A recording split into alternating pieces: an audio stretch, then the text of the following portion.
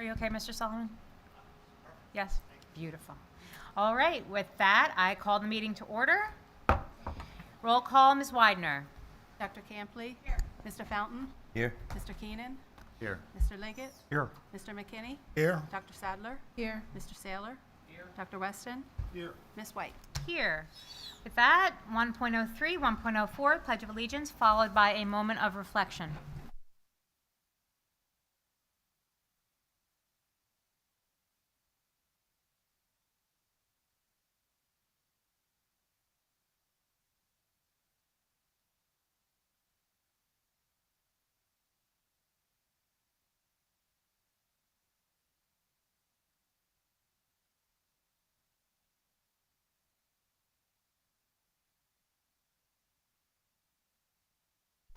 Dr. Sadler, would you read the mission statement of the Perkiomen Valley School District?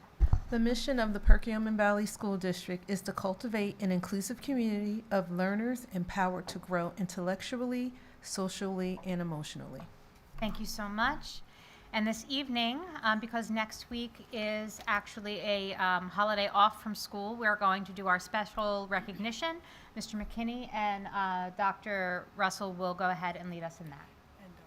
And Dr. Fuller, I'm so sorry. And welcome, Dr. Fuller, to your very first board recognition board meeting.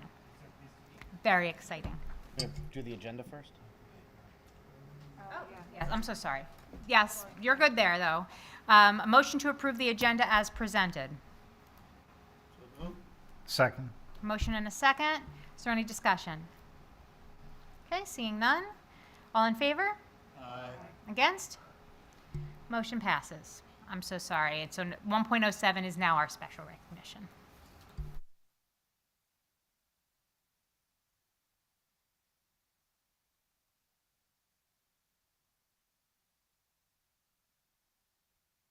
Okay, good evening, everybody. My name is Dr. Zach Fuller. I'm the principal, the very proud principal and new principal of Perkiomen Valley High School. And I'm happy to be here with you tonight to recognize some outstanding students. We have two groups of students that we're going to recognize tonight. So the first group that we're proud to recognize are several outstanding Perkiomen Valley High School students who've achieved the status of commended student in the National Merit Scholarship Program. These students have demonstrated exceptional proficiency on the PSAT and MSQT, which assesses their skills in reading, mathematics, and writing. Their remarkable performance, and these are students who are among the top 1.5% of students nationwide. When you look at the letter, there are 50,000 students who were named to this honor, but that makes sense only when you know that there are 3.7 million students who took the test. This is the top 1.5% of all students on the PSAT. And this opens up remarkable opportunities for them for scholarships that are sponsored by corporations and businesses nationwide. And we congratulate those students on this achievement. I have for you the letter of commendation from the National Merit Scholarship Corporation, and I'll read that now in its entirety. Since we framed these, you'd have to take it out of its frame to read what it said. So it says, "Dear commended student, this letter of commendation signifies your designation as a commended student in the National Merit Scholarship Program. Your high selection index score places you among the top 50,000 students who entered the 2025 National Merit Program by taking the 2023 preliminary SAT National Merit Scholarship qualifying test. All of us associated with the program join officials of your high school in congratulating you for your excellent performance on the PSAT and MSQT. You are among about 34,000 commended students nationwide who have shown exceptional academic promise. Only 1,600 highest scoring program participants who qualified as semifinalists will continue in the competition for the Merit Scholarship Awards. However, your performance on the qualifying test was outstanding, and recognition as a commended student is a credit to you, your parents, and your high school. The degree of success you achieve in the future will depend upon you, your use of your abilities, and your perseverance toward the goals you set for yourself. We offer you our best wishes with the hope that being named a commended student in the National Merit Program will broaden your horizons and encourage you to develop your potential to the fullest. Sincerely, the National Merit Scholarship Corporation." So for you today, we have your letter of commendation and a certificate of commendation from the school board. Okay, so let's give a round of applause to everybody. It's quite an achievement.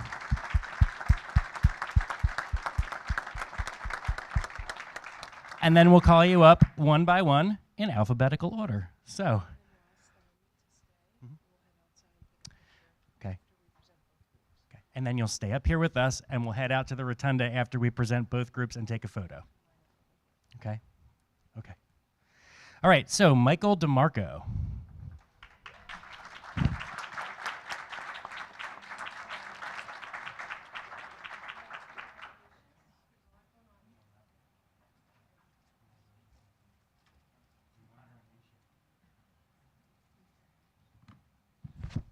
Shane Giorgio.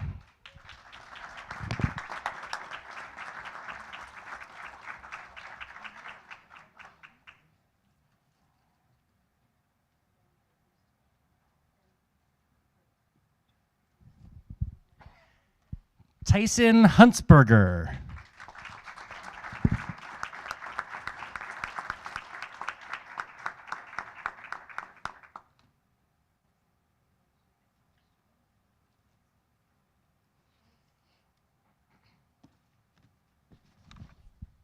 Margaret Klein.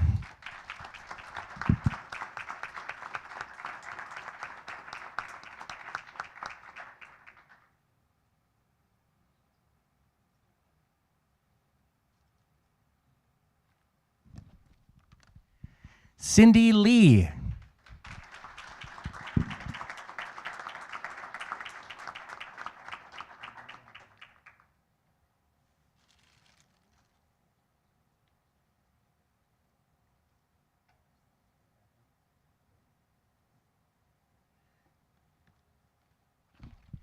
Claire McLaughlin.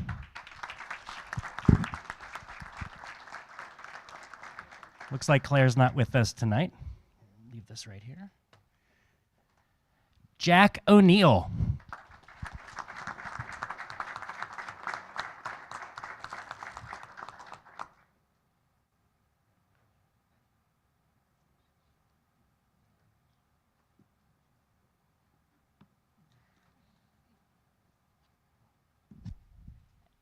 And finally, Aaron Schuler. Aaron Schuler.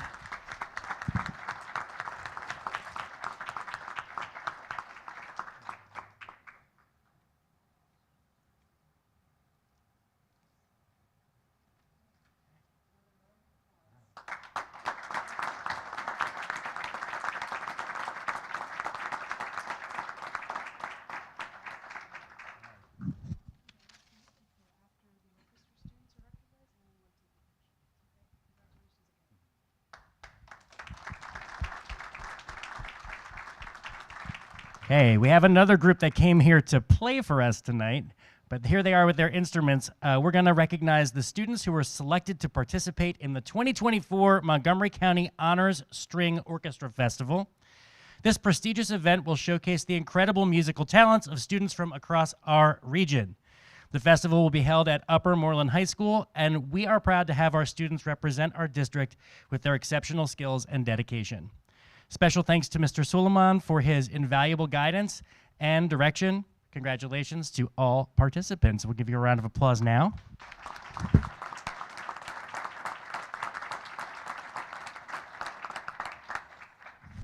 And then again, we'll call you up in alphabetical order. You get a certificate of commendation from the board. That way you don't have to move your instruments. So, Emma Alvarez is not here tonight. Lily Alvarez.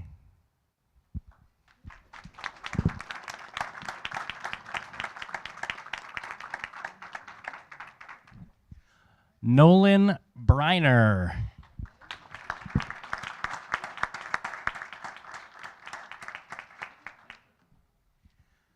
Alex Delp.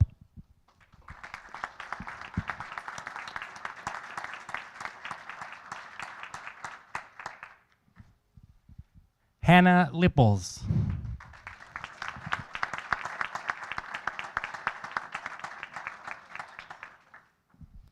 Molly Romanek.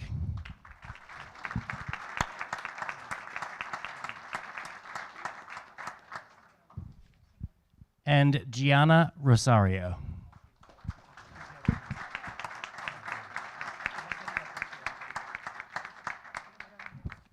All right, we do a lot of clapping here tonight. One more round of applause for all of our students. And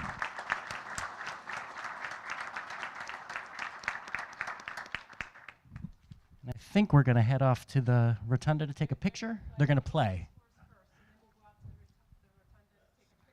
Okay, great. I give you the Montgomery County Honor String Orchestra.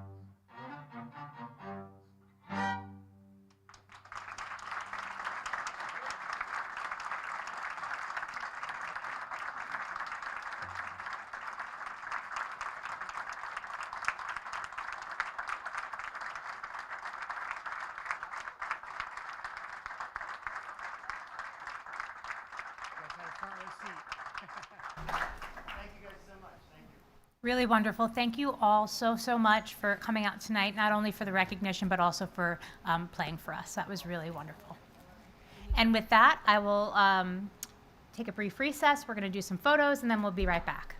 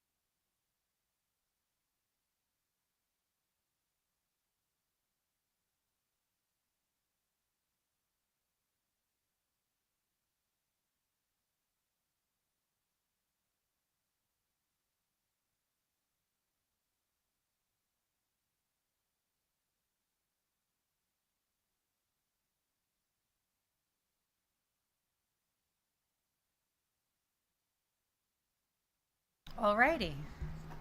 Moving along, all of the excitement for the evening is now done. We will move to comments on any topic, 1.08. Just for clarification, comments on any topic are afforded to the public. They have 3 minutes. You need to state your name and municipality. And with whatever decorum you bring to your work and your classroom, that is the same decorum you should bring to the board meeting. And with that, I open the floor. All right. Seeing no comments, we will move on to section 2, reports and presentations. Is there a student liaisons report, Mr. Lees? Hit your mic. Good, perfect. It's good to be back, everybody. Unfortunately, Claire could not join us. She has a soccer game, which I believe may still be going on right now. But there's been a lot of sports stuff happening in the Valley right now. Beginning with golf, congratulations to the girls' golf team, who are back-to-back PAC champs. And good luck to the boys' team, who will compete in the PAC finals tomorrow.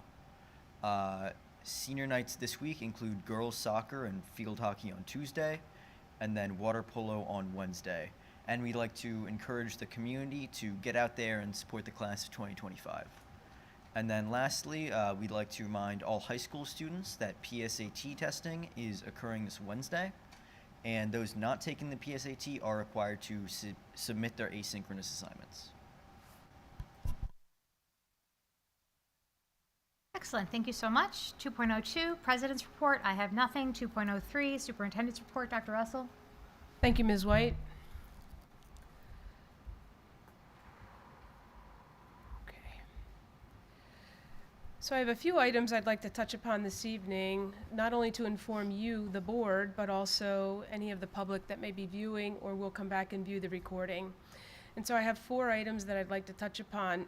As always, we are reminded of our mission and then the shared beliefs that we take on and assume as we think about how we prepare our students and operate as a school district. So lots of connections, hopefully, between those things and what's called out tonight. We continue to focus on these goals, but Mr. Mitchell will share with you this evening that we are up for a comprehensive planning process this school year. So those goals may change as a result of moving through that process.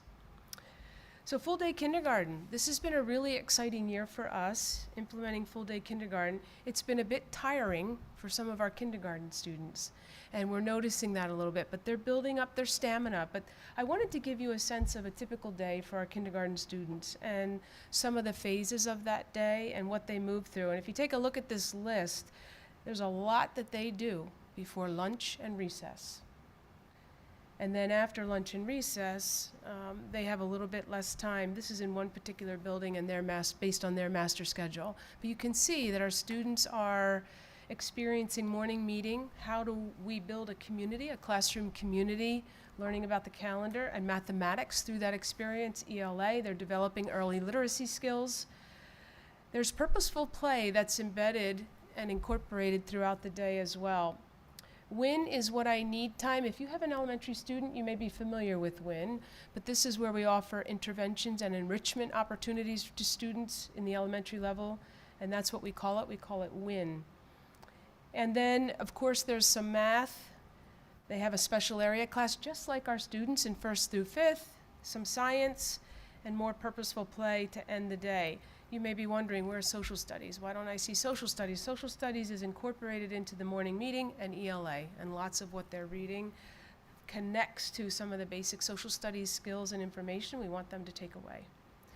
We have a couple of pictures of students in classrooms engaging with the teacher. You can see there's a lot of color, a lot of brightness in the classrooms. Sometimes the students are on the carpet, sometimes they're at those tables sitting in small groups. Sometimes they're with the teacher in a small group, but lots of movement during the day. So things are going very well from the perspective of teachers. I hope that's the case with our parents.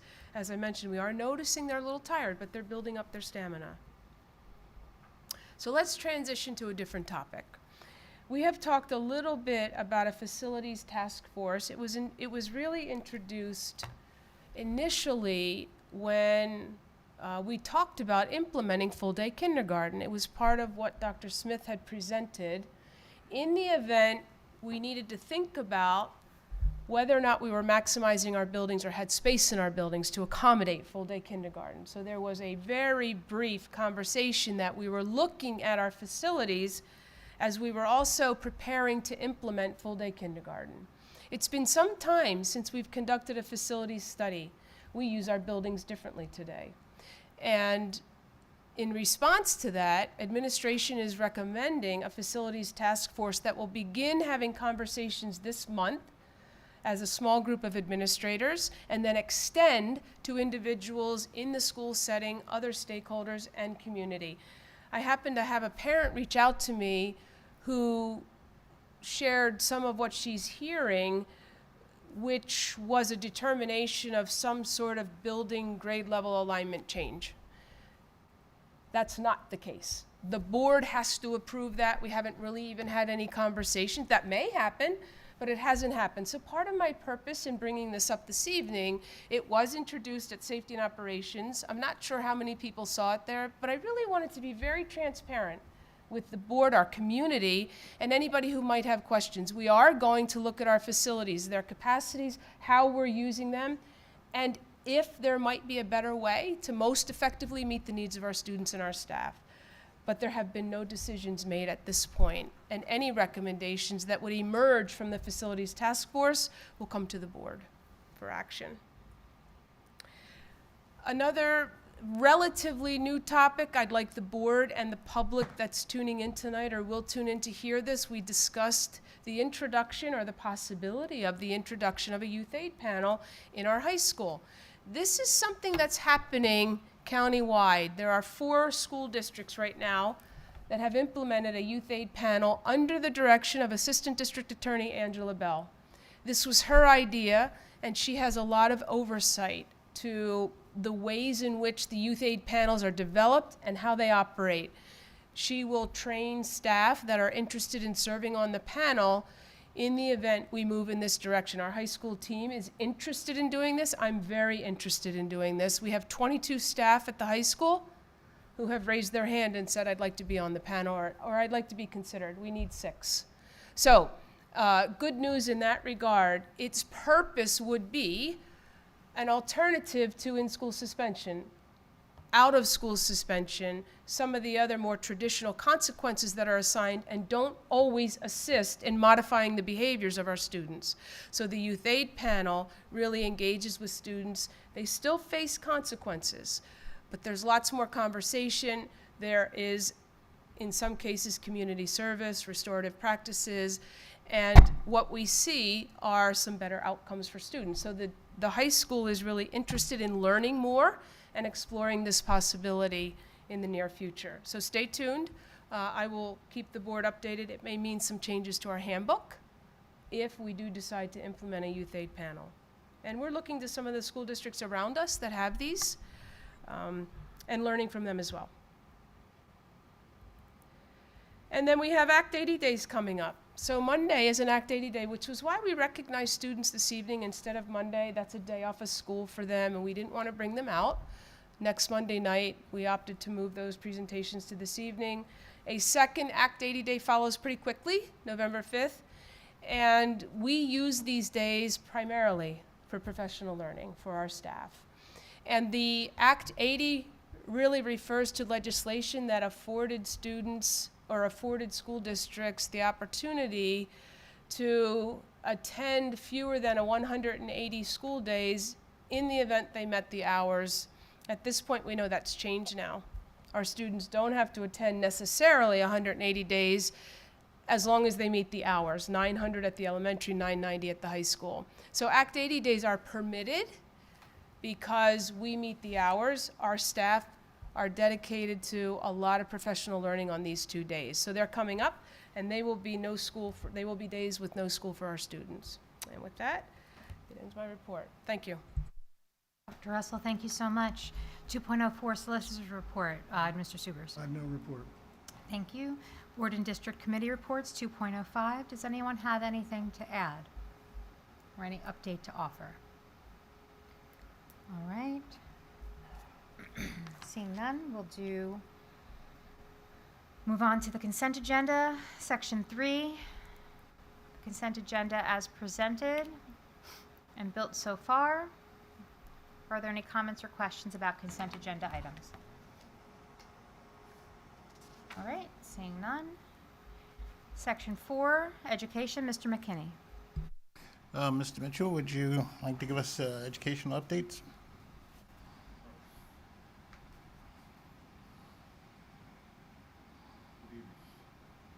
Good evening. The biggest update that we have, or the main update that we have, is from what was presented at the Education Committee, the whole meeting, and this has to do with the comprehensive planning and induction planning timelines. Additional information came forward since that we wanted to be able to share just what those updates are. So the induction plan, which we saw as a standalone plan, is actually part of the comprehensive plan. So we actually have to do this concurrently with that plan. The impact of the plan is the same. It's a 2-year plan that we have to put in place.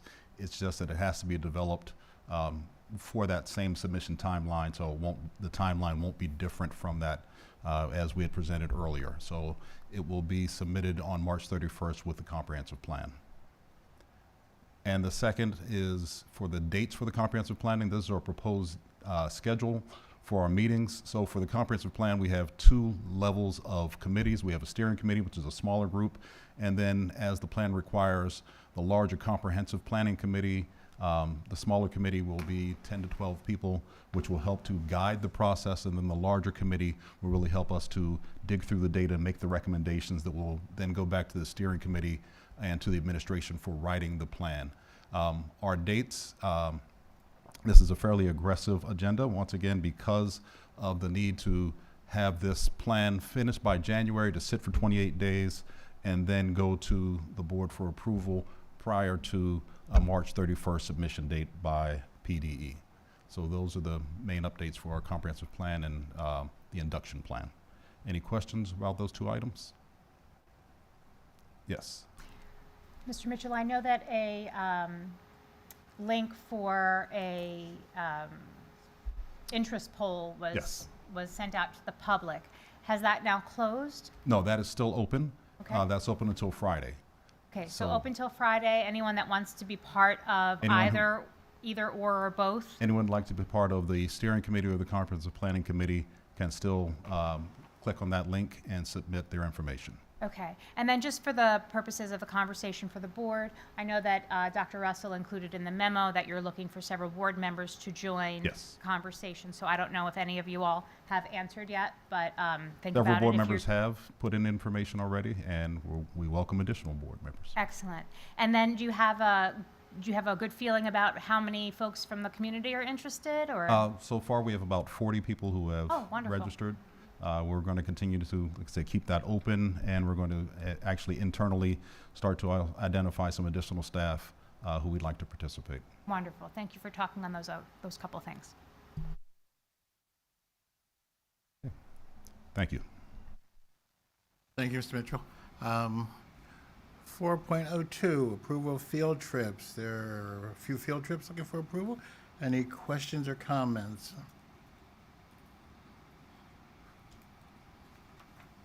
Not seeing any. We will move 4.02 to consent. 4.03, approval of international trip, Galapagos Islands. Any questions or comments? Not hearing any. We shall move 4.03 to consent. 4.04, approval of proposed allocations for federal program funding. Any questions or comments? Not hearing any. Moving to consent. 4.05, approval of proposed allocations for 2024-2025 Ready to Learn grant. Any questions or comments? Not hearing any. We shall move 4.405 to consent. 4.06, approval of technology education resource. Any questions or comments? Hearing none, we will move 4.06 to consent. And 4.07 is the enrollment report. Any questions on that?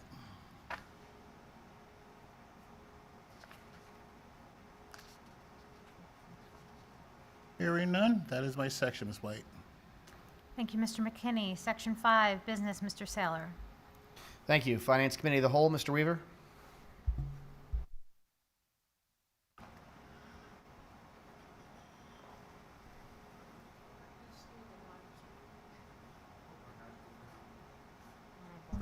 Good evening, everybody. We have a short agenda for you tonight. From a financial perspective, it's kind of in a different time frame for us. The audited figures for last year are being worked on. The auditors are scheduled to come in. We're preparing, and we've scheduled all of our budget meetings for next year. So we're kind of in this area that we can address some of these things. So tonight we have a couple of items: bus patrol agreement. Dr. Russell, if you would move forward. So we brought this forward to the Safety and Operations Committee. Again, a little bit more detail for the full board. This is a project we've actually been working on for about 5 years prior to the pandemic, and it was slowed down for a number of various reasons. You may have seen this advertised, some positive public relations for schools that have moved forward with this. We've done our due diligence at this point in time where we're bringing it forward. Essentially what this is we are approving a contract with Bus Patrol, and they are putting cameras into our buses that are being run through STA. Because of that, there is a main purpose to this. The stop sign that comes out on the yellow bus essentially will have a camera attached to it. So if somebody goes around the bus when the stop sign is deployed, it will generate a process for a ticket. That ticket will go through. It goes back to the Bus Patrol Corporation corporate headquarters. There are some additional slides in there to explain how that all works. And then it comes down and it uses our own originating number as the ticket bearer. That ticket then gets sent to the individual who went through the stop sign, so to speak. And then when those monies are collected, they get divvied up. Part of it goes to Bus Patrol because that will help to pay for the cost for the cameras that are installed and all of the equipment that goes behind the scenes. Part of it will come to the school district. This is not being driven by an additional revenue stream need for the school district. This is more along the lines of safety for our students, safety with STA, and will allow us to have a much better, more coherent safety envelope, so to speak, around our buses. We consistently get reports on a daily basis that we have certain areas where individual drivers are not paying attention to these stop signs that are coming out. So hopefully that will certainly improve that. And the Safety and Operations Committee is recommending moving forward with that. And we will do the same as well to the school board. Any questions on that? Again, there are some slides in here that give a little bit more breadth and detail into that. Essentially, this was the canned presentation that came from Bus Patrol, and we broke it down into that. So you can look at that. They will help us and assist with us for a press release, and we can get some positive community review. That is the recommendation. Okay, moving forward. Tonight we have Mr. Phil Mowery, who is our ESCO consultant, works hand in hand with the school district. We also have Mark Fennell here from CM3, who CM3, of course, is our vendor for our many ESCO projects over the years. There is the monthly report that Mr. Mowery provides that is also attached to this, and I figured that it would be time to bring Phil forward for a quick 5 minutes to review some of the things that we've done and accomplished in ESCO 5.0 and where we're at with ESCO 5.0 Exhibit A. Mr. Mowery, quick 5 minutes. That's all it will take. I'm on the clock. Thank you, Jim. I got to lower the target a little bit here. Well, it's good to be back. It's been a while, so it's good to see you all again. Basically, the projects to date, we've 1, 2, 3, 4, 5. We had a 4A and B. We had a 5A now. We have a lot of projects that we've run for the district, and one interesting fact that I have to bring forward to you is it's been 12 years ago, almost to the day, that you hired me to run ESCO projects. When I was looking at the record, I noted that. And these projects have run very well. Basically, we have replaced and renewed and made more efficient and more current about 90% of your mechanical systems in the district. as well as roofs and associated building control systems. Phase 5 is essentially done in its original scope. We had to pull a few rabbits out of the hat at the end of the summer before school started in order to get the chillers replaced ahead of schedule at the high school.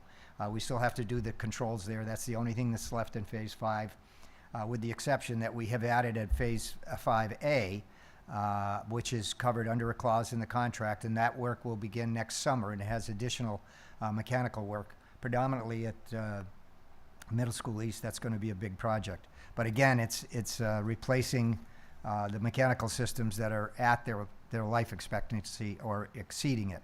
And we've been very successful with the contractor that we have currently on for this with CM3. CM3 is the prime contractor. They've done every one of these phases.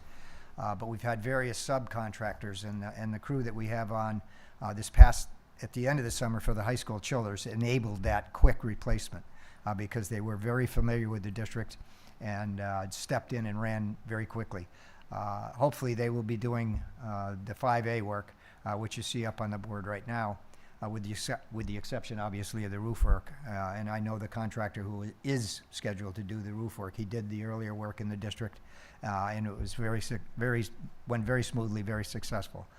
So I expect these good things to continue here. I think the ESCO project has been very beneficial to the district in terms of expediting the work and in terms of being able to schedule it with Mr. Fabrizio, so we had the minimum disruption of his department as well as obviously the school projects, and that for me has been the really good aspect of GIZA projects, and I've done a number of them for a lot of school districts in the area. I grew up in a family construction company that was a bid arrangement, and that always has some compromises to it, particularly in the public sector here, because when you get multiple prime bids, you typically end up with a low bid contractor who is trying to correct something from day one. The GIZA project is a negotiated contract.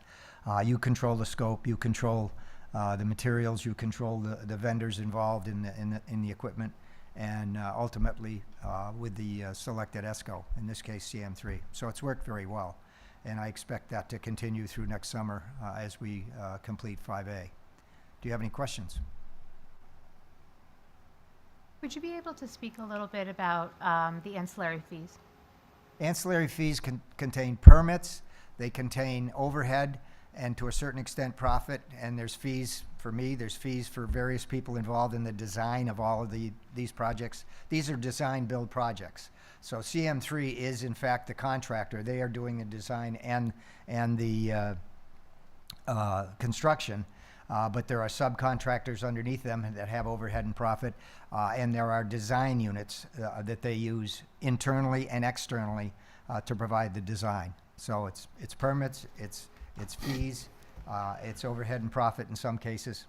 Bill, is there a contingency fee component of that? There is a also? contingency fee fund based in there because not all of the things that are priced out and they're priced competitively.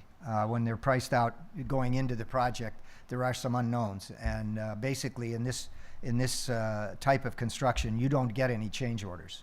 CM3 covers that. The only change orders are if you decide to do something in addition, as we'll be doing in 5A.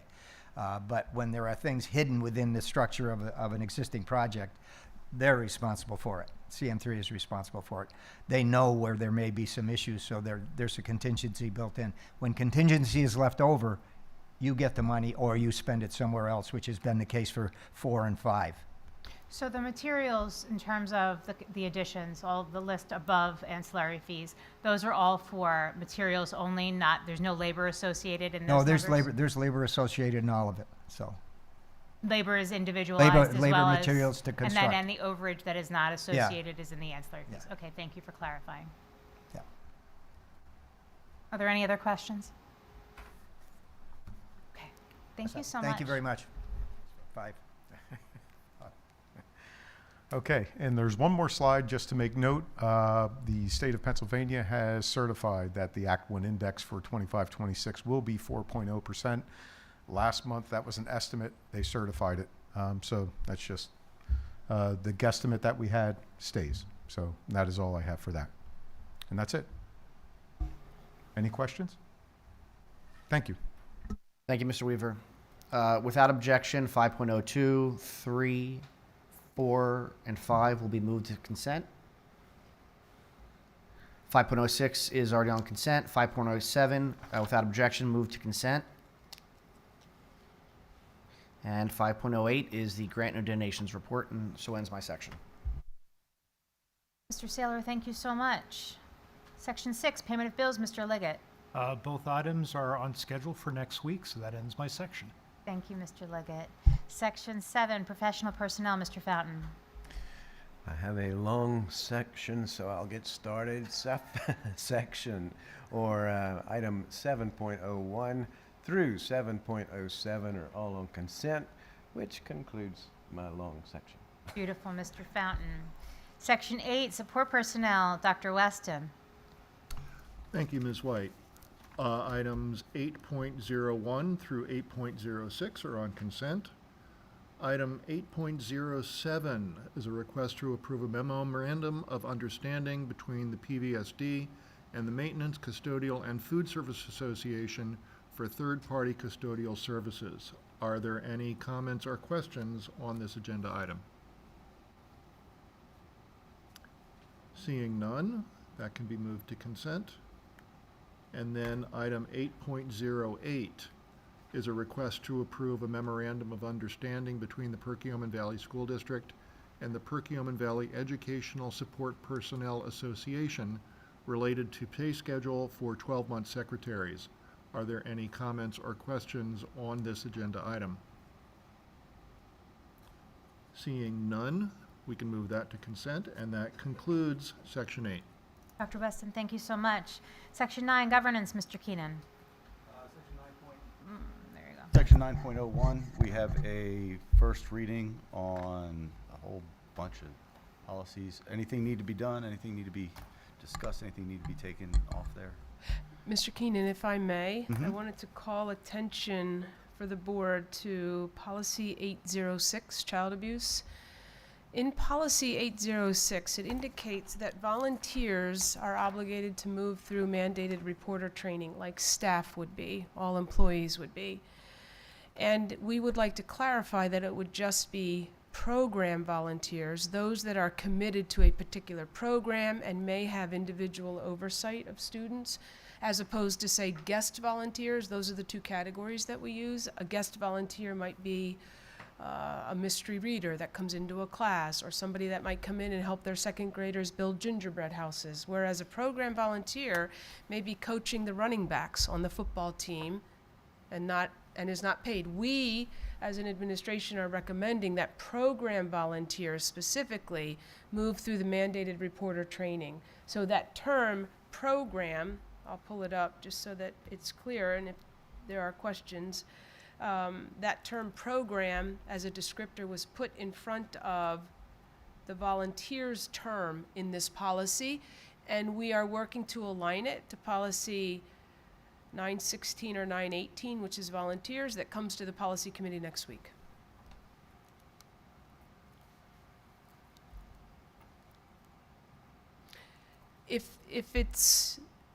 If the board is comfortable, administration would like to leave this as a first reading policy unless there are other questions. I guess my only question would be, will the district be making sure to have a way to provide the training to the volunteers? Yes, we do it currently. Okay, perfect.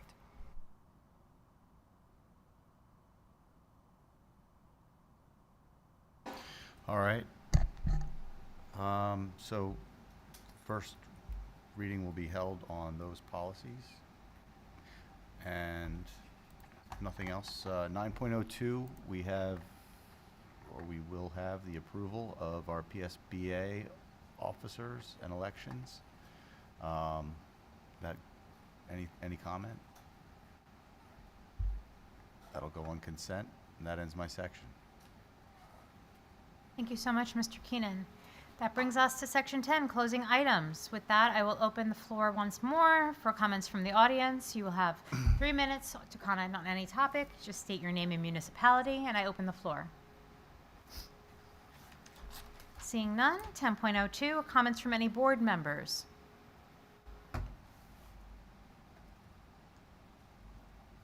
All right, seeing no comments from board members. 10.03 is a notice of video disclaimer.